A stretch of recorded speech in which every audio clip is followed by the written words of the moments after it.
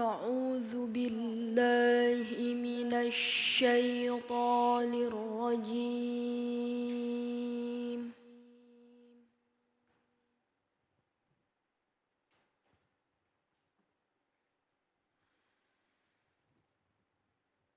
بسم الله الرحمن الرحيم.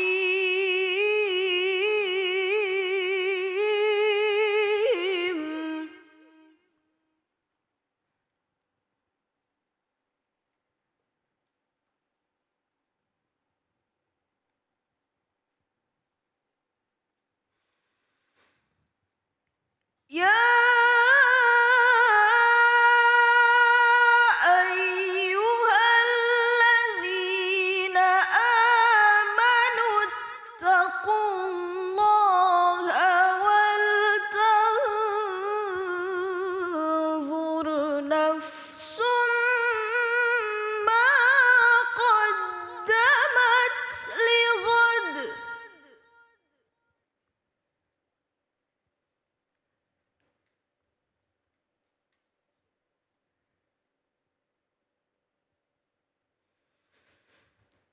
واتقوا الله إن الله خبير بما تعملون.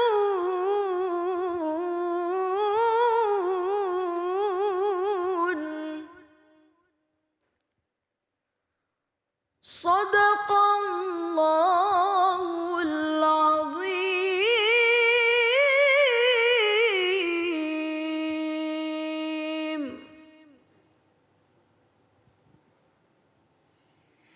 Bismillahirrahmanirrahim. Allahumma salli ala Sayyidina Muhammad wa ali Sayyidina Muhammad. Assalamualaikum warahmatullahi wabarakatuh. Masya Allah, Alhamdulillahirrahmanirrahim. Di hari yang insya Allah penuh dengan nikmat, kembali lagi saya Ali Zainal menemani pemirsa di rumah di dalam Cahaya Hati Indonesia. Cahaya Hati Indonesia pada kesempatan kali ini kita siarkan dari studio iNews B2 MNC Tower, Kebon Sirih, Menteng, Jakarta. Bagaimana kabarnya pemirsa di rumah? Mudah-mudahan semuanya dalam keadaan sehat walafiat ya. Dan terjaga keimanan kita oleh Allah Subhanahu wa taala. Amin ya rabbal alamin. Jamaah yang dimuliakan oleh Allah Subhanahu wa taala, tema kita pada kesempatan kali ini muhasabah dalam menghadapi masalah. Insya Allah nanti kita akan bertemu dengan guru-guru kita yang dimuliakan oleh Allah Subhanahu wa taala. Ada bersama kita Kiai Haji Fikri Haikal, Al Ustadz Abi Maki, Al Habib Muhammad Syahab, dan ada juga bersama kita Profesor Muhammad Ali Aziz. Masya Allah ya. Terima kasih juga untuk Korea kita Nadia Hawashi. Dan nanti akan ada segmen tanya jawab untuk pemirsa di rumah yang punya pertanyaan, boleh kirimkan pertanyaan Anda lewat Instagram kita di @cahayahati_inews. Nanti insya Allah akan dipimpin oleh rekan saya Said Bajuri. Baik. Kalau ngomongin masalah muhasabah ini Masya Allah ya luas sekali pemahamannya. Namun sedikit kita agak kerucutkan, memang kadang-kadang pada saat kita meminta sesuatu, pada saat kita dapatkan lalu kita lupa diri. Nah pada saat lupa diri kadang-kadang kita nggak introspeksi diri, tapi nyalahkan orang lain atau mencari kambing hitam. Masya Allah ya. Dan Alhamdulillah saat ini sudah bersama kita guru kita yang dimuliakan oleh Allah Subhanahu wa taala, Profesor Muhammad Ali Aziz. Assalamualaikum Prof. Waalaikumsalam warahmatullahi wabarakatuh. Sehat Prof. Sangat sehat. Alhamdulillah. Dan bersama kita juga guru kita yang dimuliakan oleh Allah Subhanahu wa taala, Kiai Haji Fikri Haikal. Kiai sehat Kiai? Alhamdulillah. Alhamdulillah. Baik, alih ke Profesor Ali dulu nih. Ya. Baik, menyikapi tentang tema kita muhasabah ini mungkin seperti apa nih Prof? Ya, muhasabah itu artinya kan menghitung-hitung toh. Sebenarnya kalau kita mengikuti sunnah Rasulullah, setiap hari kita muhasabah. Satu, kita berkumur saja, itu muhasabah. Berkumur, sejauh mana kita mensyukuri mulut ini. Ya, ada orang yang 3 bulan tidak bisa makan sama sekali, harus diinfus toh. Yang kedua, sejauh mana apa yang sudah bisa kita kendalikan dari mulut ini. Banyak orang-orang masuk penjara gara-gara mulut toh, ya toh. Banyak orang perceraian rumah tangganya tidak bagus karena mulutnya. Karena di rumah tangganya ini enggak muhasabah. Apa itu? Karena dia suruh ngomong terus, kalau istrinya ngomong dipotong. Dia hanya pandai bicara tapi tidak pandai mendengar. Memang sudah banyak training untuk menjadi the best speaker itu. Banyak training untuk menjadi pembicara yang bagus, tapi belum ada training menjadi pendengar yang bagus. Maka kita berarti muhasabah lewat telinga. Kita mengusap telinga ini muhasabah. Apakah kita sudah mau mendengar? Banyak masalah hidup itu bermula dari kita tidak bisa menjadi pendengar yang baik. Nah itulah antara lain. Yang kedua juga kita diajarkan. Ada istighfar, itu ada istighfar. Ada astagfirullahaladzim. Tapi ada Pak Kiai itu sayyidul istighfar. Istighfar dosis tinggi lah begitu. Itu ada introspeksi juga. Abu ulaka binikmatika alayya wa abu bidzambi. Wahai Allah, kami ini sudah engkau hujani dengan nikmatmu, rahmatmu, tapi saya sendiri jujur, saya juga membungkus diri saya ini dengan dosa. Abu ulaka binikmatika alayya wa abu bidzambi. Nah itu kan muhasabah. Jadi konteksnya tetap tiap hari ini harus muhasabah. Sehingga kita bisa naik grade ya. Iya toh. Sekarang Allahu Akbar. Contoh sederhana. Allah Maha Besar. Benarkah Allah Maha Besar? Wong kita ini selalu duit Maha Besar. Iya toh? Benarkah kita Allahu Akbar? Benarkah kita menunduk, rukuk? Rukuk kalau hanya fisik tidak rukuk. Rukuk itu sebenarnya adalah menyerahkan kepala untuk dipenggal Allah. Artinya menyerahkan kematian. Nah mengapa orang takut kematian? Ya karena dia rukuknya nggak benar. Waktu rukuk itu tidak menyerahkan kepala gitu. Jadi harusnya rukuk fisik bukan rukuk hati. Iyalah begitu. Tiap hari kita. Masya Allah ya, artinya memang semua punya filosofi. Iya. Dari mulai ibadah kita, dari mulai wudhu kita. Saya sering mendengarkan ceramahnya Pak Kiai ini, yaitu innalillah wa inna ilaihi rajiun. Gitu? Innalillah, kita itu milik siapa? Allah. Orang stres karena tidak bisa menafsirkan innalillah. Sungguh milik Allah lah segala sesuatu, benar enggak? Benar toh? Ya. Tangan kita milik siapa? Allah. Milik Allah toh? Nah oke, kalau milik Allah berarti kalau sakit jangan susah, ini bukan milikmu. Betul toh? Saya selalu pengajian mengatakan, mana yang punya tangan? Saya Pak. Kapan kamu beli? Mana sertifikatmu? Oke ya. Jadi kalau Anda bisa mengatakan ini mobil saya nggak bisa menunjukkan sertifikatnya, berarti bukan milik Anda. Anda bilang, Pak saya sedih Pak, jantung saya harus dioperasi Pak. Jantung saya, kapan kamu beli? Nah itu innalillah saja bisa introspeksi, ini bisa menjadi, kalau orang bisa menafsirkan innalillah introspeksi ini milik saya. Ini uang bukan milik saya, dititipkan Allah kepada kita. Ya tahu itu. Jadi kalau itu pinjam juga mana akta pinjam. Oke. Wa inna ilaihi rajiun, dan sehebat-hebat kamu akan kembali kepada Allah. Ya kan. Walaupun kita minta ya Allah berikan umur panjang, tapi dunia ini rusak kalau seluruh permintaan itu dipenuhi oleh Allah. Iya toh? Ya. Orang minta umur panjang, semua orang diberi umur 3.000 tahun. Kacau toh? Maka Allah selalu memberi Anda sesuatu yang Anda minta, atau kadang-kadang Allah tidak memberi sesuatu yang Anda minta tetapi diganti oleh Allah, dan Allah juga memberi kita itu sesuatu yang kadang-kadang tidak kita minta tapi Allah memberi. Contoh ini ya Bang Ali ini, saya minum atau saya makan, pernahkah kita berdoa, ya Allah makanan ini nanti sampahnya tolong dikeluarkan ya Allah? Enggak pernah toh? Iya benar. Tapi tanpa doa itu pun ya toh Allah bekerja. Maka selalu saya katakan, jadilah seperti Allah yang tidak berteriak tentang apa yang kita lakukan. Allah ini hari ini jam ini bekerja untuk menumbuhkan apel ya sampai rasa manis dan tidak berbicara apapun. Langsung disuguhkan. Kita ini Pak Kiai belum apa-apa itu apa? Teriak-teriak melulu. Tapi hasilnya mana? Ya toh? Maka di dalam Al-Quran itu liyakulu min thamarihi wa ma amilat wa aydihim. Makanlah kamu dari karya Allah yang kamu sebenarnya tidak melakukan karya di dalam hal itu. Allahu Akbar. Itulah muhasabah antara lain. Masya Allah, itu dalam banget ya. Jadi istilahnya kalau misalnya kita mau bermuhasabah maka kita akan semakin menunduk, semakin menunduk. Insya Allah, tawadu. Aduh ya. Suami harus muhasabah. Apakah dia menjadi suami yang baik? Istri muhasabah, anaknya muhasabah. Kalau masing-masing muhasabah, insya Allah keluarga itu bahagia. Masya Allah. Gitu Pak Kiai ya? Baik, terima kasih Kiai. Dan kita ke Kiai Haji Fikri Haikal nih mungkin bisa menambahkan sedikit tentang pemahaman nih. Bismillah, walhamdulillah, salatu wassalamu ala rasulillah, amma ba'du. Para pemirsa, sebagaimana yang tadi sudah disampaikan, muhasabah adalah evaluasi diri. Menghitung-hitung apa yang sudah kita lakukan dalam hidup dan kehidupan ini. Muhasabah adalah sarana untuk menggapai kebahagiaan dalam mengarungi bahtera kehidupan. Dalam mengarungi kehidupan sesungguhnya Allah sudah memberikan tuntunan yang sangat tepat dan benar.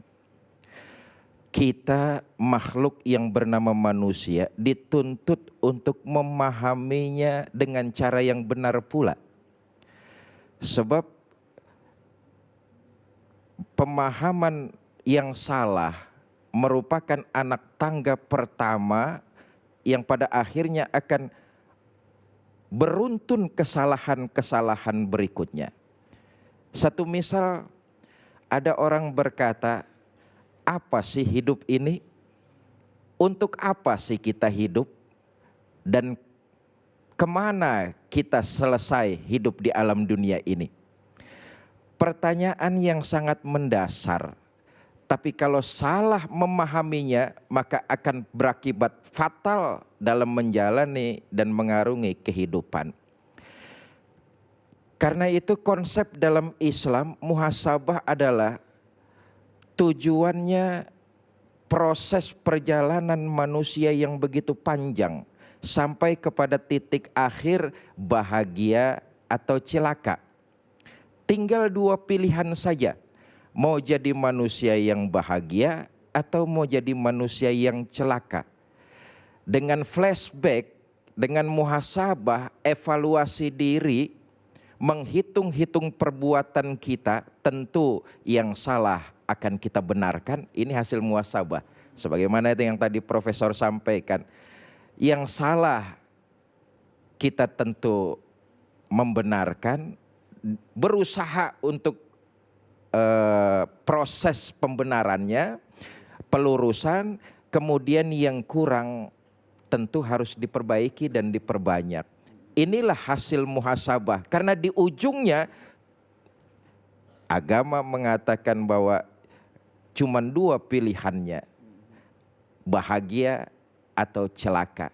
Kalau mau jadi manusia yang bahagia, tuntunan agama Islam sudah tepat dan sangat betul. Karena itu memahaminya harus dengan cara yang benar pula.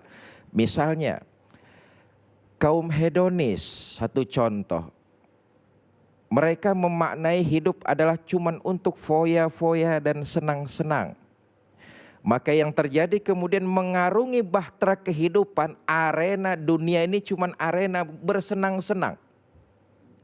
Ketika salah memahaminya, maka akan menimbulkan runtutan salah dalam menjalani dan mengarungi kehidupan.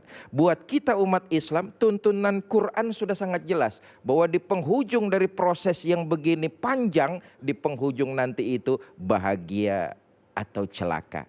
Kalau ingin bahagia, maka muhasabah, memperbaharui diri. Hasil muhasabah memang abstrak Bang Ali. Hasil muhasabah abstrak, tapi dia dapat dirasakan lewat ucapan, lewat perbuatan, lewat tindakan. Inilah orang-orang yang berhasil dalam muhasabahnya. Abstrak, tapi dia menyongsong hari esoknya penuh dengan harapan, penuh dengan semangat, dalam artian fastabiqul khairat, semangat dalam mengerjakan nilai-nilai kebaikan. Saya pikir gitu. Masya Allah luar biasa ya. Jadi memang muhasabah ini nggak boleh berhenti ya. Ya, Jadi harus terus istiqomah bermuhasabah. Orang-orang yang berhenti dalam muhasabah, orang-orang yang sudah keluar dari jalur, keluar dari track lah. keluar dari track. Iya, jadi itu yang disampaikan oleh Pak Kiai tadi itu kan kalau ingin buah rambutan, ya tanamlah rambutan. Ingin surga ya sekarang. Itu. Lah, jangan sampai menanam ilalang tapi yang diharapkan rambutan. Masya Allah, dalam ya. Baik, memang ini artinya seperti apa kita saat ini tergantung kemarin kita bikin apa. Saya tambahkan Ya, silakan. sedikit. Ya. Orang yang berhasil muhasabah, dia akan meningkatkan nilai-nilai kebaikannya universal. Dia sudah tidak akan lagi memandang ras, dia sudah tidak akan lagi memandang suku, bahasa, bangsa, dan keyakinan. Karena konsepnya adalah orang yang berhasil muhasabah menganggap seluruh yang ada ini makhluk. Kalau kita tidak bisa bersaudara karena nilai keyakinan, maka kita bisa bersaudara dalam nilai-nilai kemanusiaan. Itulah orang yang bermuhasabah. Wallahu a'lam bishawab. Ya Allah luar biasa ya. Ini kalau misalnya benar-benar kita sikapi kalimat yang disampaikan oleh guru-guru kita dalam banget dan harus kita praktekkan pastinya ya.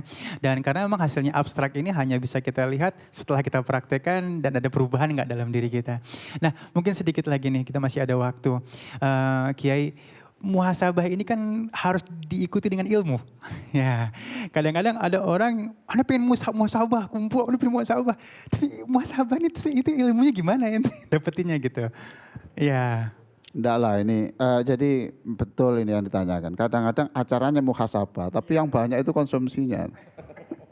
Acaranya itu makan-makan yang lama itu, bukan. Lalu yang banyak ceramah lagi. Muhasabah itu bukan ceramah. Muhasabah itu individu-individu. Mengapa orang iktikaf? Iktikaf itu artinya berhenti total. Mengisolasikan dirinya dalam masjid, kemudian berpikir, saya ini siapa? Kok minta dihormati terus? Ada juga ini yang perlu muhasabah Pak Kiai. Ada yang orang itu tidak ke masjid kalau tidak waktunya jadi imam. Oh iya, lah apa dia itu diciptakan tuh jadi imam terus toh? Ada orang yang tidak mau mendengarkan ceramah, maunya ceramah terus. Saya kira begitulah. Ini saya silakan tambahi. Muhasabah itu perenungan. Apa yang disampaikan Prof itu personal sifatnya. Dengan merenungi apa yang sudah Allah berikan kepada kita. Mensyukuri nikmat dengan menggunakan nikmat itu sebagaimana maksud dari yang memberi nikmat itu sebuah perenungan. Artinya apa saja yang sudah diberikan oleh kita direnungi, itu cara salah satu mensyukuri. Kemudian digunakan untuk kebaikan. Bukan digunakan untuk cuma sekedar berfoya-foya, menghabiskan waktu dengan tidak berguna, apalagi sampai menimbulkan berbagai macam maksiat. Justru ini akan menimbulkan nantinya kufur nikmat. Na'udzubillah min zalik. Ya baik, artinya langkah-langkah dari muhasabah ini ya tadi ya salah satunya personal dan terus bersyukur, dan semakin bersyukur nikmat ditambah, kalau nggak bersyukur azab, mungkin seperti itu. Sederhana sebenarnya. Kalau kita istighfar, sebenarnya itu langkah-langkah Awal ya. ya. Jadi langkah untuk introspeksi itu apa? Muhasabah. Ya sudah istighfar, tapi tolong di breakdown. Astaghfirullahaladzim. Maka itu dipanjangkan. Maafkanlah aku ya Allah, aku belum menjadi ayah yang baik. Loh gitu loh. Jadi itu more spesifik, semakin di breakdown, dipecah gitu loh.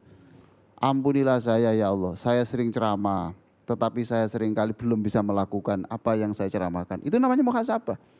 Jadi kalau kita istighfar Pak Kiai ya, menurut saya begitu. Lalu kita bisa membreakdown, bisa mendetailkan apa yang menyangkut kita. Saya ya Allah, wahai Allah, saya sudah bekerja tiap hari, tapi kadang-kadang saya kok tidak merasa puas dengan pemberianmu.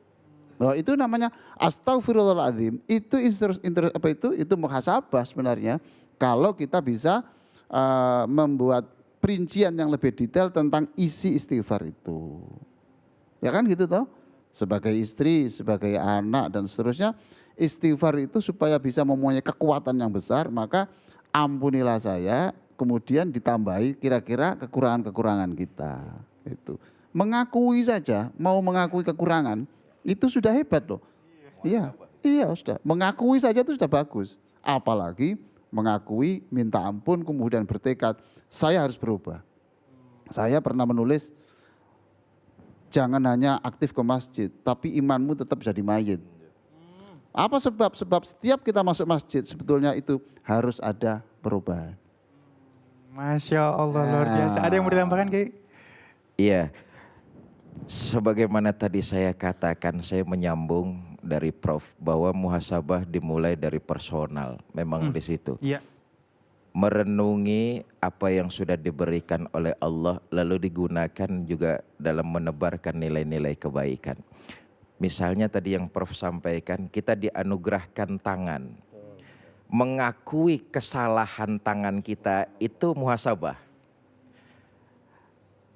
Ke depan digunakan tangan itu untuk nilai-nilai kebaikan. Jangan cuman, nah yang Prof bilang tadi, mulut doang, alhamdulillah saya dianugerahkan tangan. Tapi buat nempeleng orang, ini juga, ini namanya nggak muhasabah.